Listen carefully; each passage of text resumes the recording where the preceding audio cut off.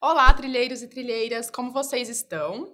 Hoje vamos estudar o informativo 741 do STJ, começando por esse julgado que envolve tanto o direito civil quanto o direito processual civil. Então, vamos diretamente ao caso hipotético para que a gente possa compreender qual foi a controvérsia analisada nesse julgado. Então, pensemos no seguinte: João e Maria são titulares de uma conta conjunta solidária perante o Banco X, na qual eles mantêm R$ 30.000, mais ou menos. Pedro é credor apenas de João, da quantia de R$ 25.000. E aí, ele então ajuiza uma ação de execução como forma de buscar o adimplemento desse crédito. E o que aconteceu? No curso da execução, foi determinada a penhora daqueles valores que estavam mantidos na conta conjunta solidária de João e Maria.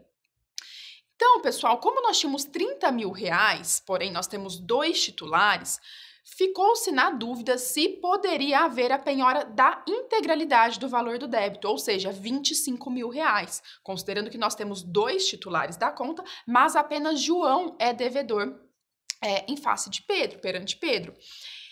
E aí nós temos até uma controvérsia no STJ, uma das sessões, as turmas de direito privado entendem de uma forma, no sentido de que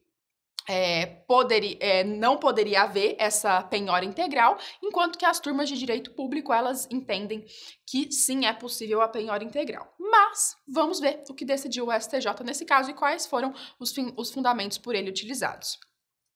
Então, aqui nesse julgado, inclusive foi decidido sob a sistemática do incidente de assunção de competência, número 12, ficou definido o seguinte, que, em regra, é presumido o rateio em partes iguais do numerário mantido em conta corrente conjunta solidária quando não haja uma previsão legal ou contratual de responsabilidade solidária dos correntistas pelo pagamento da dívida imputada a um deles.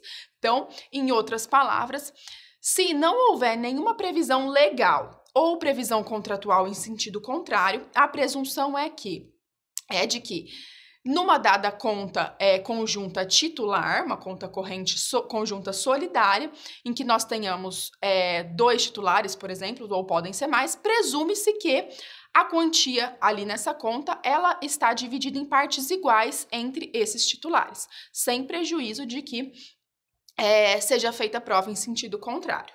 Mas, basicamente, é essa a presunção. Segundo ponto definido pela Corte, que não será possível a penhora da integralidade do saldo existente em uma conta conjunta solidária no âmbito de execução movida por pessoa, seja pessoa física ou jurídica, distinta da instituição financeira mantenedora, sendo franqueada aos cotitulares e ao exequente a oportunidade de demonstrar os valores que integram o patrimônio de cada um, a fim de afastar a presunção relativa de rateio.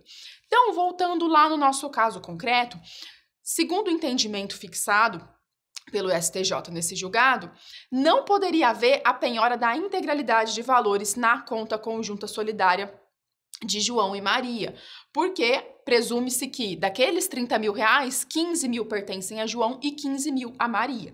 Então, por mais que a dívida de Pedro, que o crédito de Pedro fosse de R$ 25.000, como só João era devedor, só poderia haver a penhora dos R$ 15.000, tá ok? Mas aí o STJ ressalvou no final que seria possível que tanto por exemplo, a Maria, ela poderia provar que não, na verdade, todo o dinheiro nessa conta é meu, assim como também seria possível que o exequente, o Pedro, comprovasse que todo o dinheiro na conta era de João, a depender das circunstâncias ali daquele caso concreto. Então, para chegar a essa conclusão, o STJ considerou que os cotitulares de conta conjunta não ostentam a condição de devedores solidários, por isso não é possível essa penhora integral. Portanto, o saldo mantido em uma conta conjunta solidária é considerado um bem divisível. E as regras aplicadas serão as regras do condomínio, e não necessariamente as regras da solidariedade.